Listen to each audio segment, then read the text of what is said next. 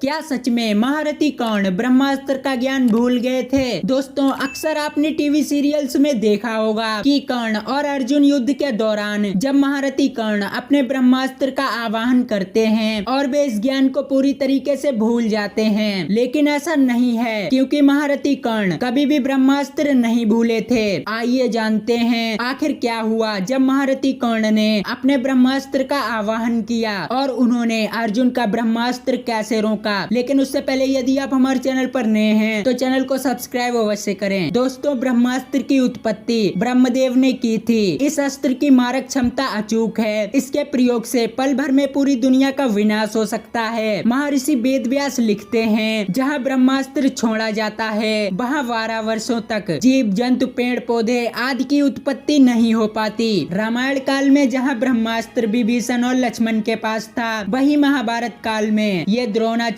अश्वत्थामा, कृष्ण, युधिष्ठिर, कर्ण और अर्जुन के पास था। अर्जुन ने इसे द्रोण से पाया था। वहीं इसके अलावा कहा जाता है कि अर्जुन को ये अस्त्र इंद्रदेव ने भेंट किया था। और दूसरी तरफ महारथी कर्ण थे, जिन्हें ब्रह्मास्त्र का ज्ञान भगवान परशुराम से प्राप्त हुआ था। लेकिन परशुराम ने ब्रह्मास्त्र और अपने सभी दिव्यास्त्रों के साथ कर्ण को श्राप दे दिया था कि जिस समय तुम्हें मेरे द्वारा दिए गए दिव्यास्त्रों की सबसे अधिक आवश्यकता होगी, उस समय तुम इस ज्ञान को पूरी तरीके से भूल जाओगे। वहीं महाभारत युद्ध के 17वें दिन महारथी कर्ण और अर्जुन आमने सामने थे। दोनों में प्रलंकारी युद्ध चल रहा था। कर्ण अर्जुन के सभी दिव्यास्त्रों को काटते जा रहे थे। अर्जुन का कोई दिव्यास्त्र महारथी कर्ण को भेद नहीं पा रहा था, जिसके चलते भगवान श्री कृष्ण चिंतित हो गए और उन्होंने अर्जुन से कहा, हे पार्थ, कर्ण पर ब्रह्मास्त्र का संधान करो, क्योंकि श्री कृष्ण को पता था कि महारथी कर्ण अपने दिव्यास्त्र भूल चुका है। तभी अर्जुन कर्ण पर ब्रह्मास्त्र छोड़ते हैं, लेकिन कर्ण उनके ब्रह्मास्त्र को अपने ब्रह्मास्त्र से काट देते हैं। ये देखकर अर्जुन हैरान रह जाते हैं। तभी अर्जुन कर्ण पर दोबारा ब्रह्मास्त्र चलाते हैं। इस बार महारथी कर्ण उनके ब्रह्मास्त्र को